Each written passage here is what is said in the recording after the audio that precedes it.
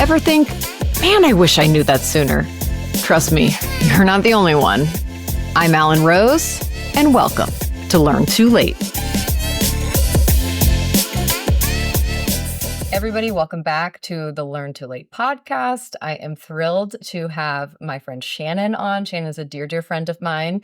I don't even know where to start with her bio. She is a true Renaissance woman. Shannon is a former Miss New York. She is an incredible singer. She is the host of an award-winning, incredible podcast.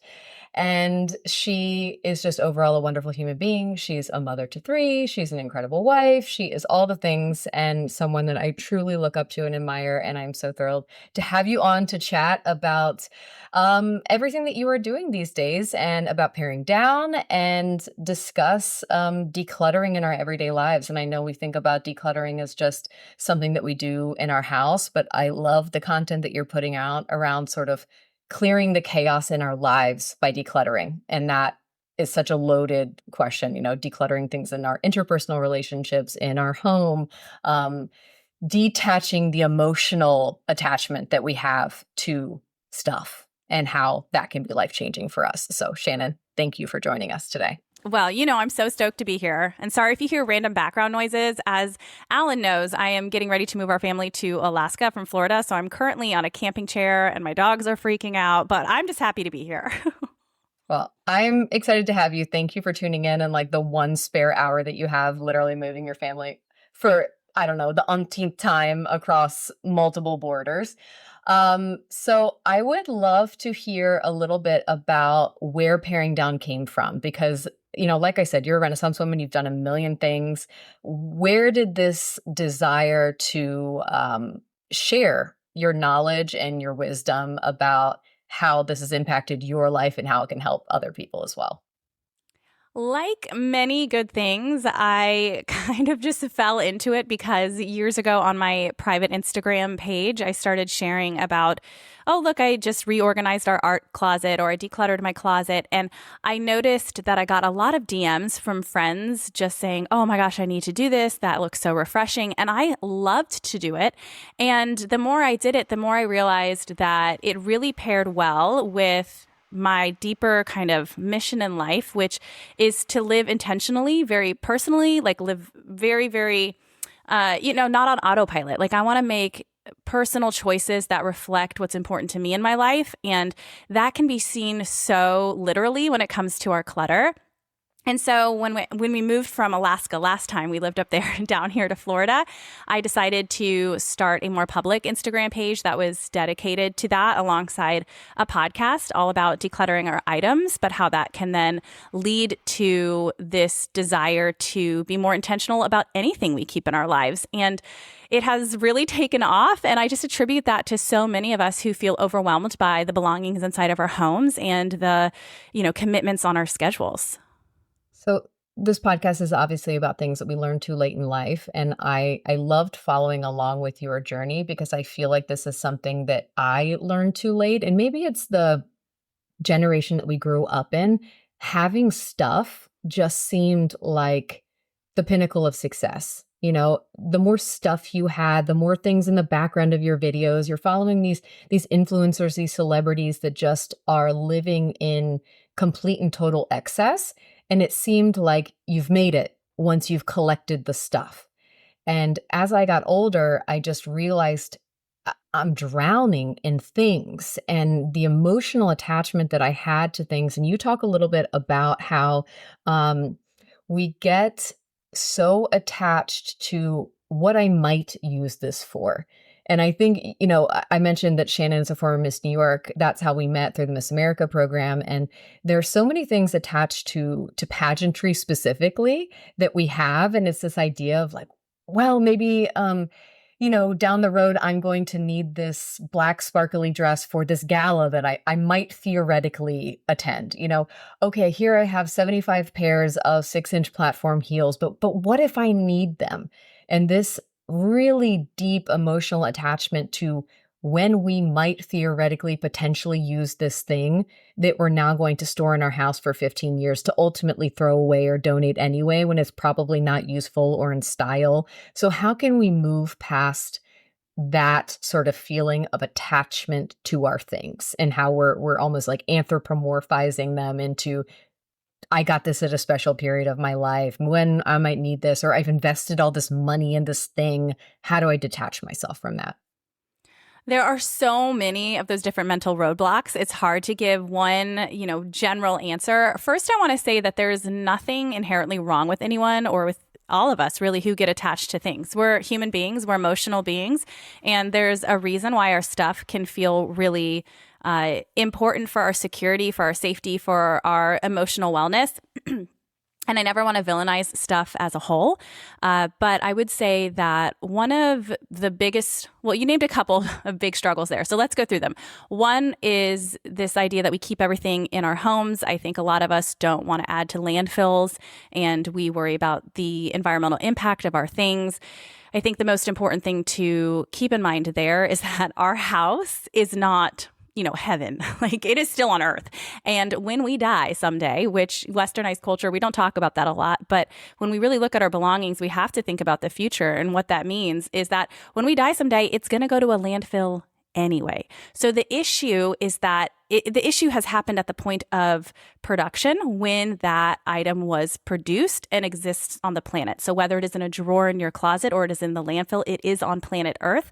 Of course, we want to give those items as much chance for longevity as possible. So we're not adding to the market for new items. If we're going to give this away secondhand, if we're using secondhand items, right, that slows down the production process of new belongings. But at the end of the day, the most important thing we can do for our environment moving forward is to have a different relationship with consumption in the first place. So decluttering, yes, it can feel like, oh, this is a waste or I'm hurting the planet. But ultimately, that hurt happened a long time ago when we first acquired that new belonging. So there's no point in then stressing ourselves out the rest of our lives by holding it into our homes as if it's doing the planet any better than it would be in a landfill. And when we get rid of it, we actually get to enjoy the benefits of living a freer life. And we will obviously change our consumption moving forward because we've come face to face with all those poor decisions from our past. And that's actually going to have the environmental impact we want moving forward. So don't let that stop you from decluttering if you care a lot about the environment. When it comes to sentimental items, that emotional attachment, I think that you were talking about, which I know you've experienced alongside me, having both of us lost our moms. I think, first of all, go slow. It's okay to be attached to things. I mean, I still have a small box of her belongings, and yeah, I can't take them with me to heaven, but they do help us feel closer and hold on to certain memories. And I think that that's a beautiful thing. The problem is when we hold on to so many of those things that they do begin to lose value because they're sitting in a box in the back of our closet and we never get to enjoy them. Or as a whole, they kind of make us feel sad. Maybe we say, I can't get rid of all this stuff that's so important to me. I'm just going to put it in a storage unit. A, you're not enjoying it because it's in a storage unit. B, when you think about those things, you actually don't experience the joy and happiness you want to experience from thinking about those things, from feeling attached to those things.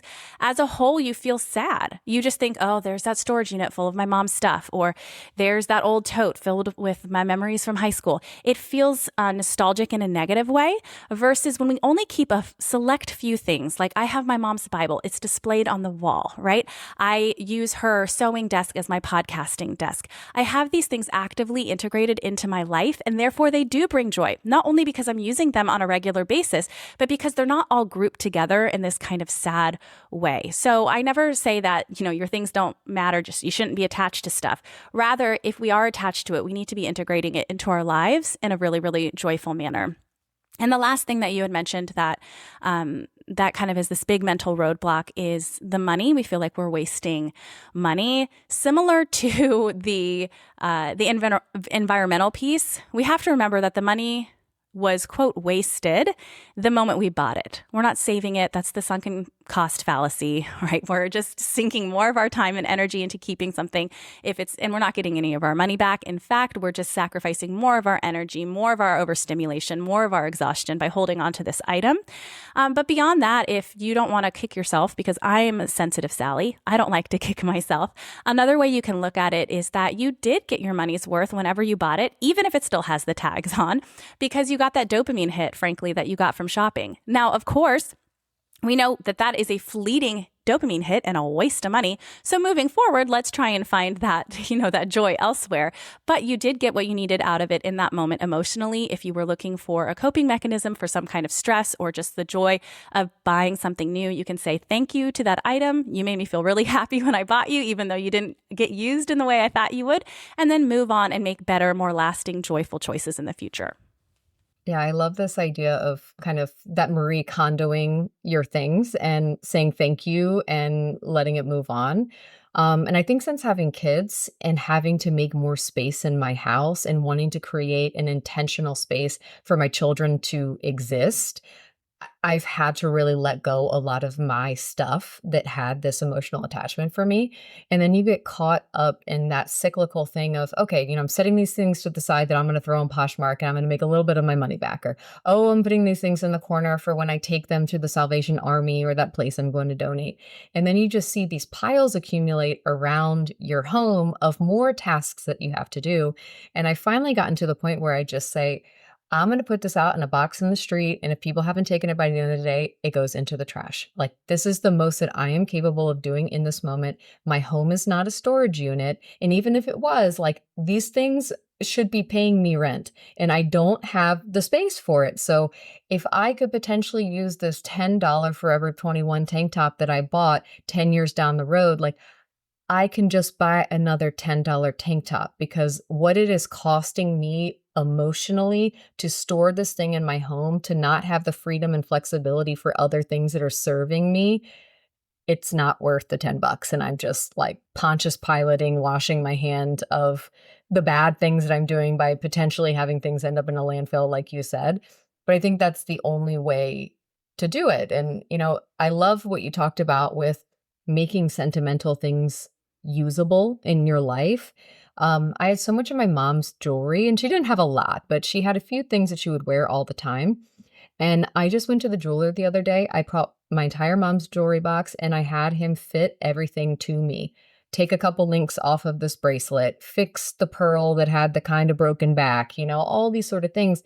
And now I can actually use them. And every day I'm walking around with something that touched my mom, and now it's touching me and touches my little kids. And it's just such a better experience than having a memory box somewhere that I'm going to go through and have the boohoo over, when I can have these things like living and breathing with me. And I just think that that's such a beautiful way to put it. One thing I love that you talk about is decluttering with your spouse. And I think, a similar dynamic to you and Aaron, where Aaron likes the stuff, lots of attachment to the stuff. I'm a little bit more free with getting rid of the things. But you have to be respectful of your partner in decluttering your home. It's a shared space that you have. I feel terrible for my husband. I've kind of gone through and eliminated everything, but there are a few things that he just says, no, memory. Like, that's the word. He's like, this is a memory. And I have to respect, okay, this is a thing that he has. There's emotional tie. How would I feel if he's going through my box of old boyfriend's letters and tossing them? Like, these don't need to live in our house, but God forbid he do something like that. So, as wives, as partners, what are the ways that we can sort of breach that communication to, one, get what we want in the end, which is to declutter our life, and two, to respect their things and their boundaries? Well, the first thing you got to do is marry the right person. Like I always say, I'm not a couples therapist. I can't solve some of these deeper issues. So if you have a partner that doesn't care about your experience in the home, I am not your girl. I, can offer pieces of advice for how to handle these kinds of conversations. But ultimately, we need to care about each other as partners. As someone who prefers less, I need to care about what this stuff means to him and his experience. And he needs to care about me, about how this feels overwhelming and overstimulating to me. Both of us have to care. That's the ground level, which surprisingly can be missed in a lot of relationships, from what I gather when I talk to a lot of people about this. However, one of the things that has really helped my husband, and he shared this when he came on my podcast, and I think it resonated with a lot of people, was when I tried to tell him kind of blanketed statements like you have too much stuff or you're being materialistic or you're being ridiculous, you're never going to need that or whatever I was saying, he just felt unseen. He felt like he wanted to hold on to the stuff even more because I didn't understand why he'd accumulated it in the first place. And he really wanted the opportunity to feel like he wasn't an idiot for having all this stuff, right? And so when I switched my tone and just got curious, not why in the like, why do you have all this? But the true why, like, why does this mean so much to you? Like, why does keeping a big tote full of all of the photographs you took in high school art, like, what does that feel like when you see the tote? And then he got to explain and he showed me some of his pictures and he said, I remember this in class and I loved my teacher for this. And it was the first time that I felt like I could be talented at something in the arts. And I love the arts, but I've never been a good singer. I never learned how to play an instrument. And so, blah, blah, blah. And he just shared. And interestingly enough, when he had that opportunity to share, it was after that he then felt ready to let it go because he got to respect that time in his life, respect what those things mean, and share that with his favorite person, moi, his wife, And because we got to live in that moment together, he is then ready to let it go rather than holding on to it, being like, no, this is meaningful, this is meaningful, this is meaningful. Instead, he could kind of Marie Kondo it, like you said, thank it for being meaningful, put it out into the universe and share that moment with someone else.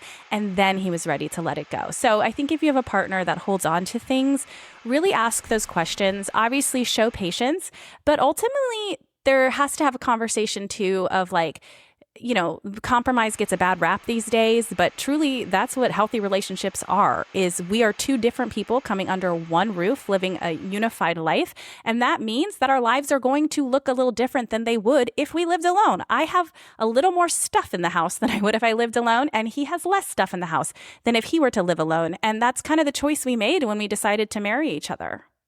I completely agree. And for any young girl out there, picking the right person is the most important thing. And finding somebody who respects you as a human being and when you come to them. And this is not to say that the conversation will be peaceful every time. Like we can, talk about this and say, oh, of course I go to my partner and we discuss it. Sometimes it's a knockdown, blowout fight over just get your shit out of my house. But you have to have somebody that at the end of the day is able to have some self-reflection, like, hey, this is stressing my wife out, or hey, my husband doesn't like this sort of clutter. And to be able to have those conversations and the thoughtful reflection, even if that first conversation is a little bit conflict driven, which I think it tends to be in my marriage, and we have to sort of recoup and come back and mea culpa with each other. But I think for me, I found out that I have ADHD when I turned 36. And that completely opened up a whole different chapter of my life when it came to self-discovery. And I didn't realize why I felt so overloaded and so burdened by all these things. And I'm like, oh, this is just a symptom of this disorder that I have. And by eliminating the clutter in my life, this is making such a big difference. And I'm just able to finally take a breath because I felt like the things in my life, and they weren't a lot of things, but it was just this excess stuff, was on this mile-long to-do list that I had in my head of, I have to figure out how to store this. I have to figure out how to care for this garment. I have to think about when I'm theoretically in the future going to wear this garment. Like all of these running to-do list things that are tied to the stuff in our house. And when I remove that stuff, it's like checking things off of the mental to-do list, which is such I don't know, a breath of fresh air, at least for me. So if anybody out there is listening, that was life-changing to know that I need to live with less stuff and that matters and makes a difference in my life. And then to add to that, I'm also looking at my children and then learning more about ADHD. I'm like, okay, well, my children might have this too. And I remember growing up literally like, this is gonna sound terrible when discussing children, but like going through the Pottery Barn kids catalog, it was like pornography to me. I'm sitting there looking at it. I'm like, this is the life I want to have. And I had two busy parents. There wasn't a lot of time to clean things up. We lived in a messy farmhouse with a bunch of, animals, and it was constant chaos. And I just wanted that perfectly organized, beautiful home. I don't have that perfectly organized, beautiful home, but it's a hell of a lot closer to the Pottery Barn catalog than it was growing up. And I want to create an environment for my children where they can come and be able to take a deep breath and feel calm and serene in their home. And I know you've discussed a little bit about this, how the clutter that we have impacts our children, because I think growing up with boomer parents and as millennials, being able to give our kids stuff seemed like you're a successful parent. And I think what we're learning now is less stuff, more successful, thriving child. So what from your expert opinion would you say there? Yeah, well, I also want to say before diving into the kids stuff, just to piggyback on your experience as someone with ADHD, that this affects us, ADHD or not, because especially as women, there have been studies that show that our cortisol levels rise in accordance with the amount of clutter in our environment. And that has not been proven to be a causal thing. So we can't say that the clutter causes stress because it's just a correlation. However, women's cortisol levels are higher when surrounded by stress than men's. And so I can use my little brain here to say, okay, well, the clutter might not cause the stress to begin with. There could be things causing the clutter that is kind of the root of stress, right? So maybe you are shopping as a coping mechanism because you're going through a difficult time in life, maybe because you are working multiple jobs, you are very stressed, that's a stressful life, and you wouldn't have time to declutter if you were working multiple jobs. There's lots of reasons why someone who is stressed might also have clutter in their homes. However, women's was significantly higher than men's. And to me, what that says is that, yep, that underlying living a stressful life can breed clutter is true. And the reason women feel more stressed is because on top of that, the clutter does cause stress as a snowball effect because we are the ones traditionally expected to manage it. And it's important to remember that the mental load really does lessen with the less we have in our house because we don't have these piles yelling at us. But beyond that, there needs to be a deeper conversation that we can't just say, oh, declutter because that'll help your mental load. 100% it will, and we need to help ourselves. But we also need to be having these conversations with our partners if we live in a 2-adult home to say, the reason this is stressing me out is because it is defaulting to me to manage it all. And so I don't ever want to put that completely on women's shoulders that now we're the ones expected to declutter because we're the ones being affected by it, when realistically there's a systemic issue at hand here that needs to be addressed by both men and women, which is to take the mental load off of defaulting to the woman. Another thing I did want to say too is, as you were talking about the Pottery Barn kind of experience, wishing that you had that growing up, I think that there is that sense of, I just don't want chaos in our homes. And what I want people to know is that it doesn't have to look like Pottery Barn to not feel like chaos. Like, we don't have to live in beautiful, giant, big homes. I know you don't live in a giant home over there in Germany. And we're about to move into military housing on base, which is certainly not known for its aesthetics. And so, but we can still get that feeling that you felt when you saw those pictures as a child. That is a calm and relaxing space. And that can mean color. That can mean fun wallpaper. I mean, goodness knows I have this playroom that our kids had that had this huge jungle wallpaper on it, right? Your style does not have to look like a minimalist, neutral style in order to reap the benefits of a non-overwhelming home. So I just wanted to point that out too. But to move on to your question about how the clutter affects our children, there's so many studies out there that support this. We know that children and adults alike, their focus increases when they aren't surrounded by a bunch of stuff. We know that the average child in the United States has, I can't remember if it's 150 toys, maybe more than that. And they, on average, play with 16, I believe, is the final number. It's 8 or 16. Either way, it's pretty low. That is a wild statistic. Mm-hmm. Wild. Yeah. To think even you're combining children in poverty, children with excess, that is a crazy number. Right. And that's because toys are so easy to get your hands on these days. Even children who are less privileged, generally speaking, are able to get toys because of secondhand stores, hand me downs, gifts. They just kind of find their way because of the cheap plastic. It's not like back in the day where everything was handmade and wooden, right? Like it's no longer a point of status to have toys. I'm not saying that every child in the world has toys, and they are important, especially to kids. There's a certain attachment to their stuffies. And, I'm not demonizing toys at all. And I'm not saying that every single child on earth is taken care of. However, as a whole, it's much easier to access toys for everybody. And so all of our kids have a lot more. And I'm trying to remember. It's been a while since I've looked at this research, but they put kids in front of multiple toys versus just a few. And ultimately, the kids who had only one option or two options played independently for far longer than kids who were in a room with multiple options. And that can feel counterintuitive. We think if we give our kids multiple options, then they will go play independently, God willing, right? Like, give us a break, let us go make dinner. But that's not how it works. The fewer options they have, the better that they use their imagination and are able to play independently. And I think as a parent, that's a really compelling argument to own less. The struggle might be getting there. I'm happy if you want to go down the kid route. I'm happy to offer strategies to help our kids declutter when they're really, really attached to stuff. I know that can be a challenge in itself. And I have 3 kids, all under the age of 8, so I totally get it.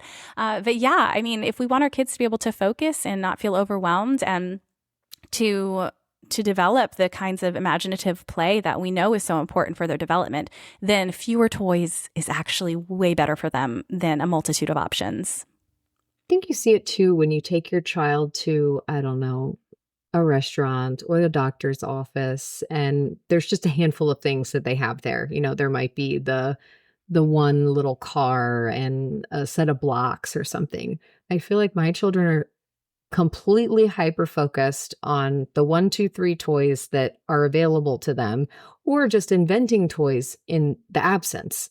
But when they're at home and their entire world has, the world is their oyster when it comes to the amount of toys and the type of toys that they have, that's when it's mommy, mommy, mommy pulling on your leg, wanting something else, etc. So I think you can see that in your everyday life. Like, children are craving imagination and being able to do something, and they are overwhelmed the same way that you are overwhelmed. If you've got a desk full of makeup, it's okay, what do I choose versus the Ziploc bag that I carry around in my purse now with the one tried and true lipstick, like the concealer, and like out the door we go.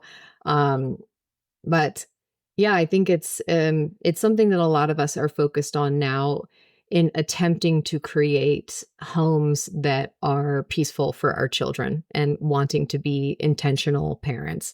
But it's also very hard to juggle that. I want my children to have the best. I want them to have the developmental toys that they need to succeed. But before you know it, that number starts creeping up. What do you recommend to parents who say, okay, I've invested all of this money into all of these toys, I don't know what to do, or I have multiple children and, I don't want to throw the toys away just in case, little kid needs this in the future. What would you recommend as sort of your sorting and or decluttering tactic for paring down toys? I really encourage people to use physical boundaries because otherwise we just get carried away. So if you have toys for hand-me-downs for different ages, I would suggest keeping it to one tote, like a, big plastic bin full of those toys for your next child. And that is your physical boundary. You say, all right, I'm not keeping any more than what fits in here. And that allows it from getting out of hand. You can keep that tote in a closet somewhere. And you're not just like hoarding just a bunch of toys. I also remind parents that we always want to buy our next kid something new that they like, and so there's also Christmases and birthdays. People will be giving you new stuff for your next child. They're not going to be deprived if you don't hold on to every single thing that your first child had, right? And on top of that, now you're spending years with so much stuff in your house, and that's overstimulating you as a mom, which could lessen your patience. There's a lot of reasons to let it go, pass it on to a family that could use it right now, and trust, and don't have the scarcity mindset. Trust that in the future you will acquire what you need for your next child. However, if you do want to hold on to some things, give yourself a physical boundary when it comes to hand-me-downs.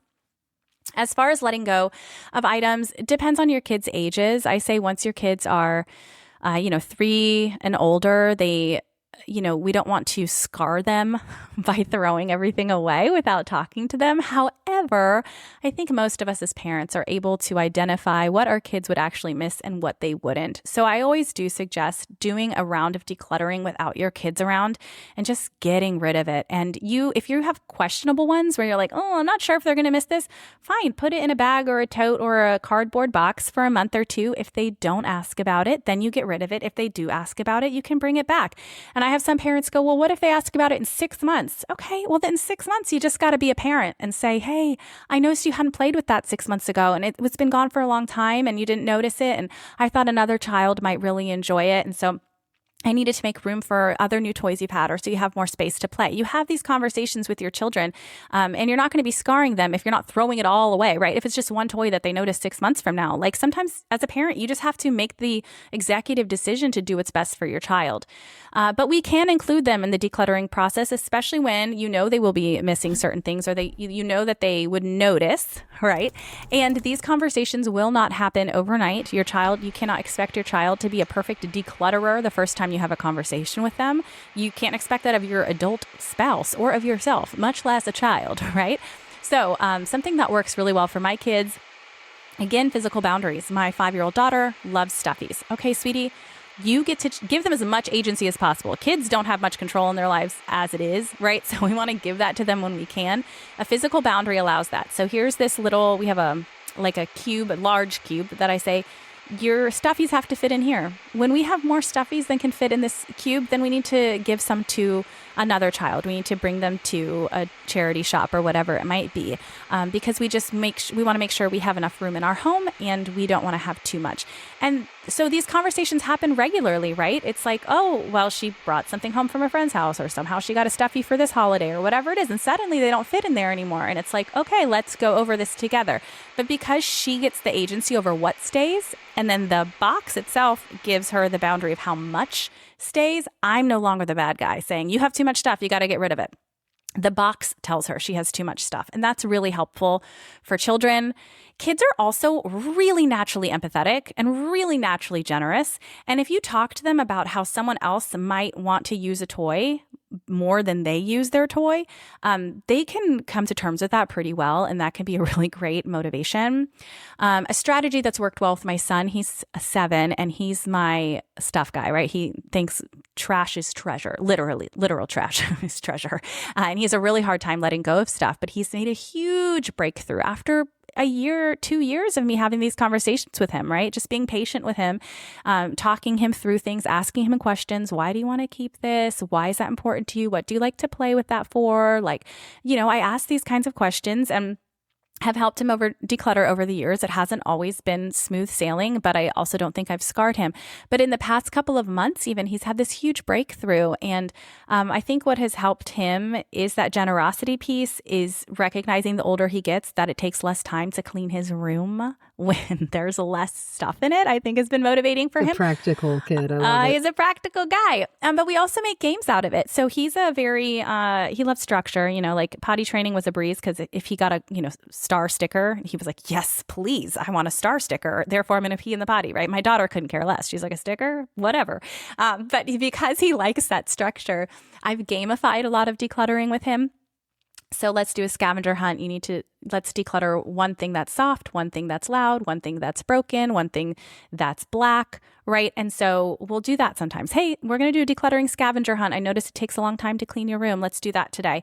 Or one that he really likes to do is I say, okay, we need to fill this Amazon box with things to declutter. I think we have too much stuff in our house right now. It takes us too long to clean it up. So how many times playing your favorite song do you think it'll take? So let's say his favorite song is Life is a Highway from Cars. I'm like, how many times do you think that needs to play for you to fill up the box? And he will say, oh, I think I can fill it up in 2 times. And I go, well, I think it's going to take you 3. I think it's going to have to play 3 times for you to be able to fill that box. And then it's a challenge. He thinks it's really fun. He's not overthinking his belongings. He's really just going through and getting rid of the trash and the things that don't need to be in his room anymore. And he fills up that box before the song plays twice, right? That can also help just with tidying. Clean up the playroom. How long do you think it's going to take, right? How many plays of part of your world is it going to take? My kids also love that for plain tidying, but you can also use that for decluttering as well. You can roll a dice. Kids love dice. Roll a dice and say, whatever number it lands on, that's what we need to declutter today. So there are ways to make it more fun for our kids, and it's not going to scar them. I love this. I think the empathy thing works very well in our household. Obviously, my youngest is only a year and a half, so she's not into the decluttering stage yet, but I don't think she's also attached to stuff. But my eldest is very attached to stuff, but explaining to her that there are other children who don't have the same amount of things that she does. I catch her sometimes when she's done with playing something or she's outgrown it and she goes, Mom, we'll give this to other kids. And allowing her to create the physical box. And then we're very fortunate in the building right next to us, there's a refugee language course. And so moms come with their children, they, learn German. So we're able to just take a box of toys, take a box of clothes, and we just leave it outside the front door. And it's always gone by the end of the day. And it's this visual representation for her of we're dropping it off and then seeing the empty box at the end of the day. And she knows that someone else, these other little children she's invented in her mind, now have these things. And she's proud of the fact that she was able to give those things. And I think we tend to just want to do all the work for our children all the time, particularly when it comes to cleaning, when it comes to decluttering, because it's just easier. Like it's exhausting having to gamify the system. It's like one more mental load thing that you have to do, but it is so beneficial for your children, for them to learn these things. I wish that I had learned them earlier in life because I don't know, I think I would have saved myself years of mental anguish over just the junk that I had around. And I also just I always put like a dollar amount on my head when I'm thinking about my stuff. I'm like, okay, I've got this big giant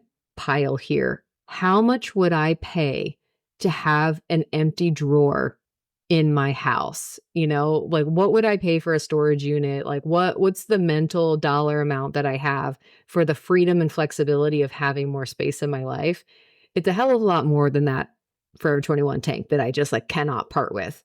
And so, obviously this is a place of a lot of privilege to just be able to rebuy your stuff. But if you are in a position where you can be flexible and have those sort of conversations with yourself, I think it's very, very freeing. And it doesn't just have to be something you go through, like you can include the family as well. Yeah. And the big picture here too is we're not promoting the overconsumption cycle. That's not the idea. The idea is that out of, let's say you declutter hundreds of things, there might be one thing that 5 years down the line you need to reacquire. But there will be hundreds. All of the other ones you'll completely forget about. That's the problem. A lot of us will remember the one time we got rid of something and then we need it again. And so we feel like we are being wasteful when we're decluttering. But that's the negativity bias, where it's much easier to remember things that happened that were negative, and realistically, there will be so many more things that we will never need to reacquire. So that mindset of saying I could reacquire it in the future is not a matter of overconsumption. It's just a matter of getting us past that mental roadblock and trusting that realistically we're not going to need to reacquire that, especially if it's a staple item. Odds are you're not going to be getting rid of just a white tank top from Forever 21 if you wear it all the time, because you wear it all the time. But that's a very practical item. What you're going to be getting rid of are these trendier items that you are not going to wear in the future anyway. You know what I mean? Yeah, and then that helps us be more conscious consumers moving forward, is that we're buying pieces that are going to be long lasting, that are not fast fashion. I mean, the consumption side of the decluttering world is a whole nother topic to get into as well. But yeah, we're not going to be getting rid of closet staples. That's not clutter. It's the stuff that we don't wear and realistically we don't use, and thus we will likely not use it in the future. So use that trick of saying I could reacquire this if I need to in order to get over a mental roadblock. But the point is that that's probably not going to happen. I honestly cannot tell you a single thing in probably the last 5 to 10 years that I've gotten rid of that I have needed down the road. And it's exactly what you said, where because I have the freedom and flexibility of having less things, and I value and treasure the space and the openness in my home and my mental health, that I am so much more intentional about the things that I buy. I am buy once, cry once till I die now. I I ruminate over every single thing that I bring into my home now, because it is taking away a little piece of my freedom and flexibility by bringing it in. So it better serve me in some way. So I'm looking at my things as, what can they do for me now? And I think that also helps take away a little bit of that sentimental attachment to things. It's like, this does not serve me. It is only hurting me by taking up space and taking away something from me. So I'm freeing my life by removing this year. What you're speaking to is exactly, funny enough, what I just recorded a reel about, which is the opportunity cost.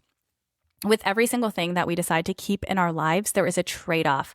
That is, the opportunity cost, being in economics, is what potential benefits we are sacrificing in the name of the choice that we're making. Basically, every yes is a no to something else.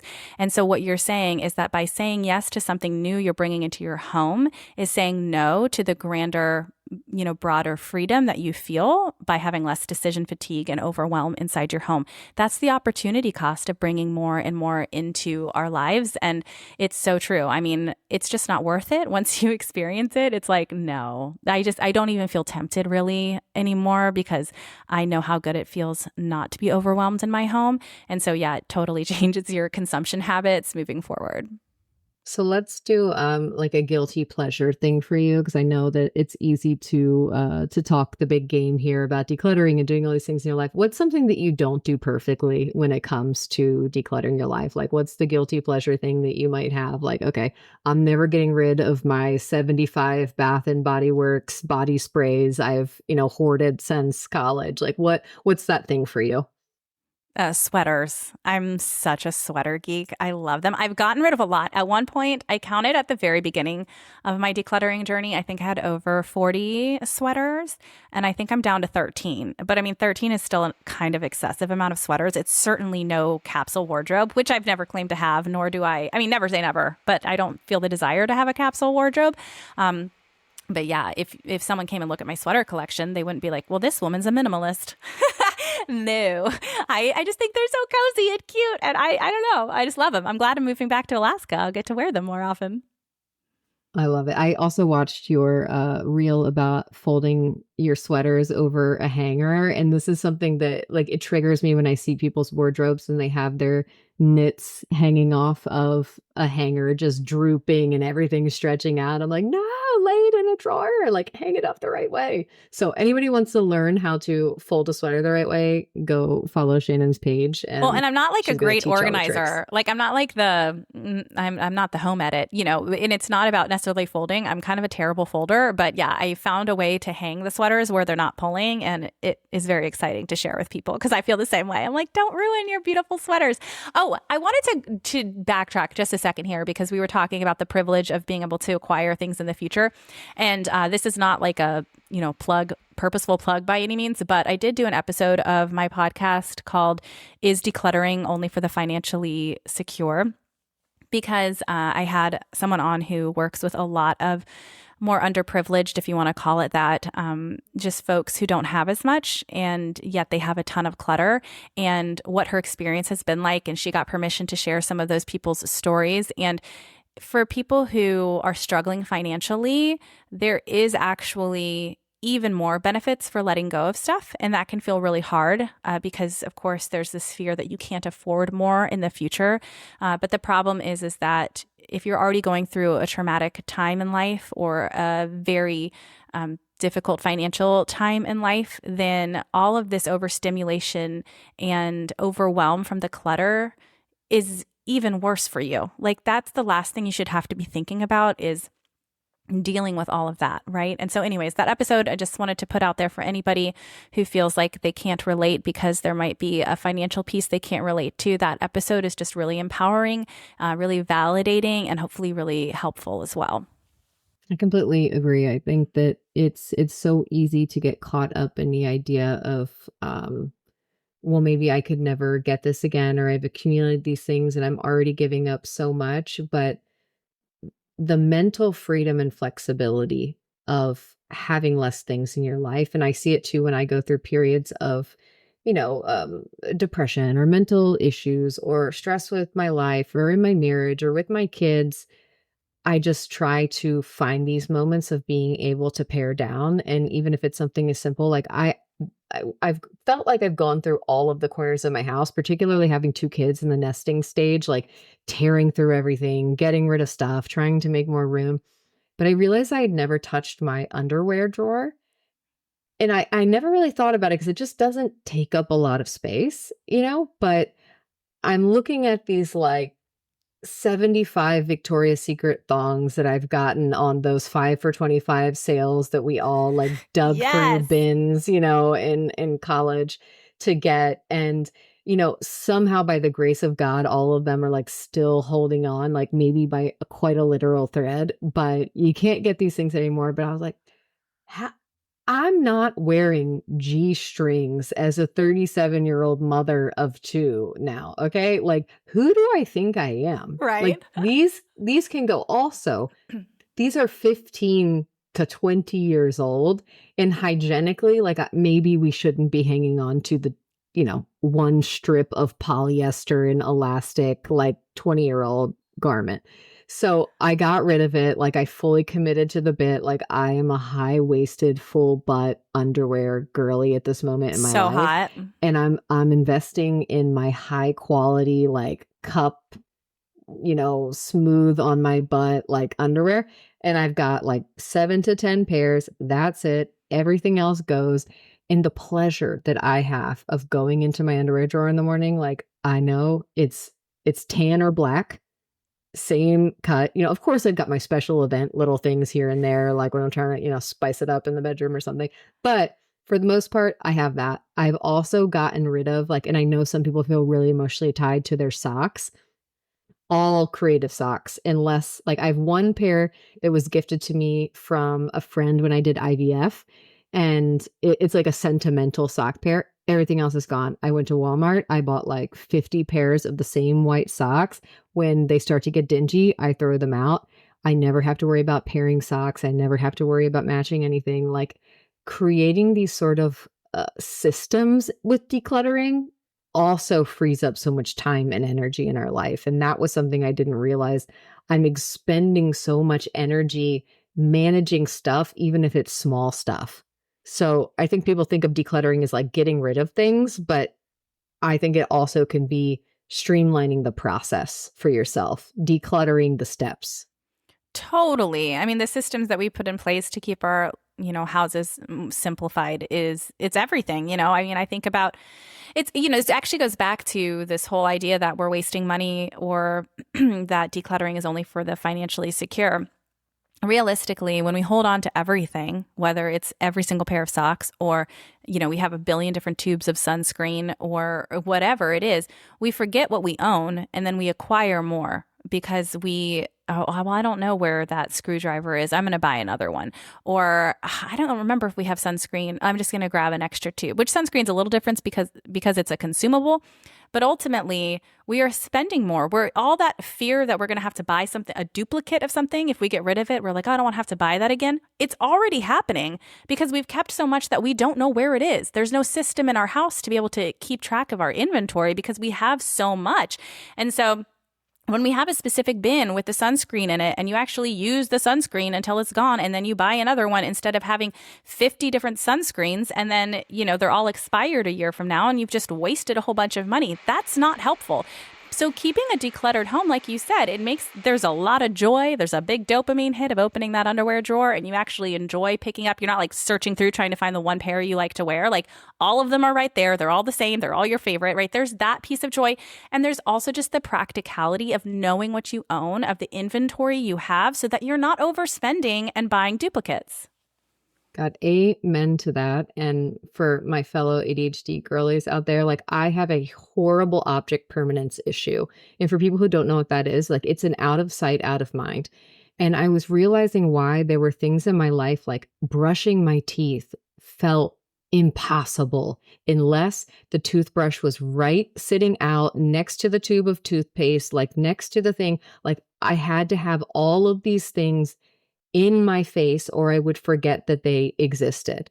And it's like this catch-22 thing where I don't want to look at the things, but if I put the things away, I forget that they exist. But in paring down my life to I have one of each thing, I don't forget. And it's so much easier to access them.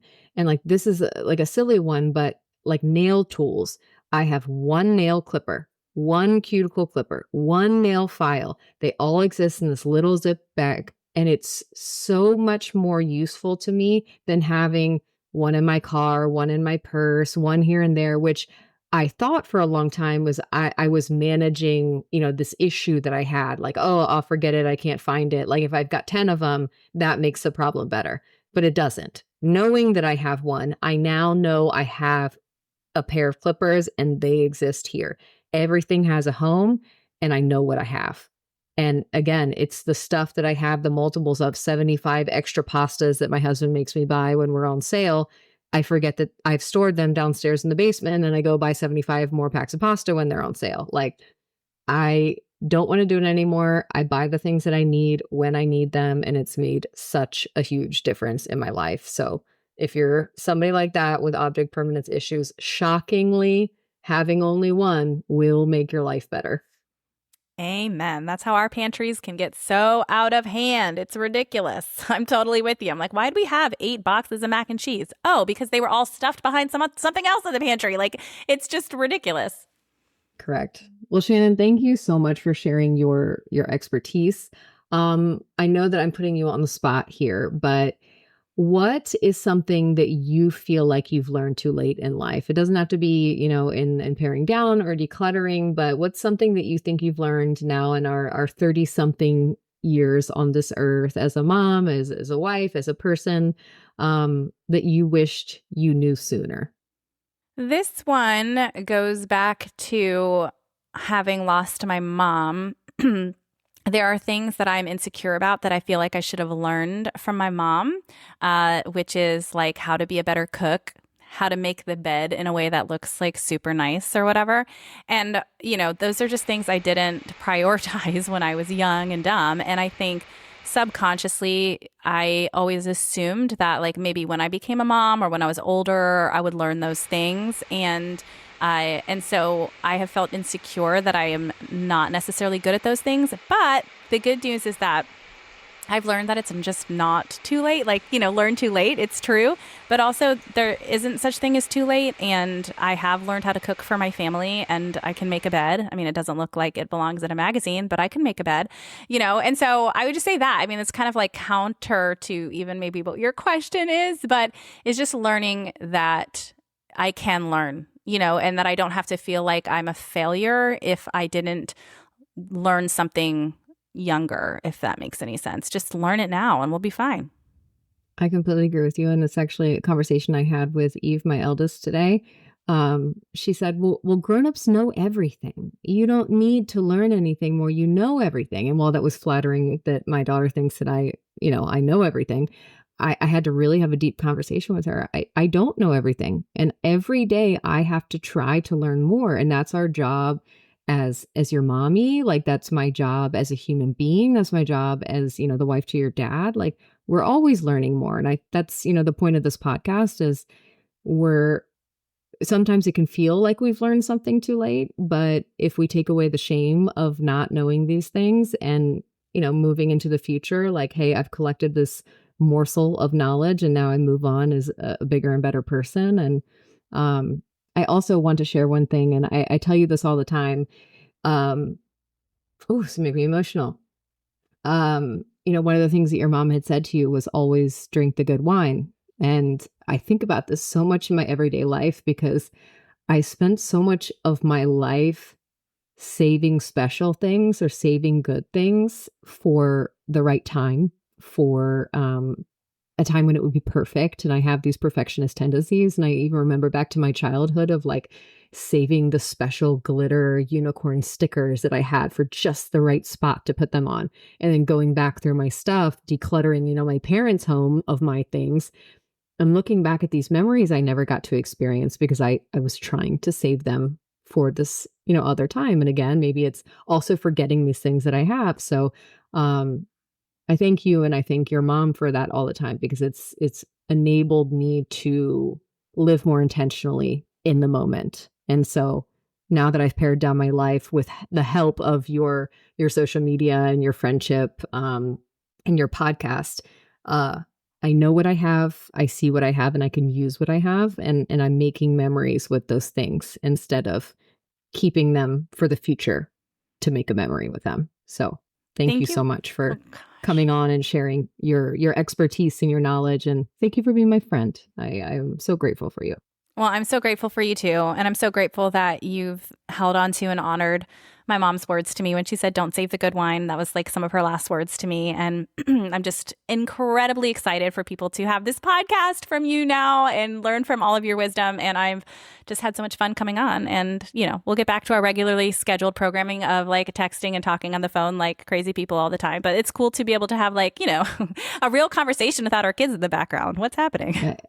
I don't know what's happening with my kids. Like they could be feral outside this door, but like that's none of my business until Nope. we turn this off. So thank you everybody for tuning in to this episode. It's a special one because Shannon, I love you so much. I love what you're doing. And I think it's so helpful for so many of us who struggle with clutter in all aspects of our life. So we're going to have you on again sometime in the future. We'll have more things to discuss then, but thanks for coming on, and everybody go out. You have to follow Shannon, follow her podcast. Shannon, I'm going to let you do the plugs. So where can people find you online?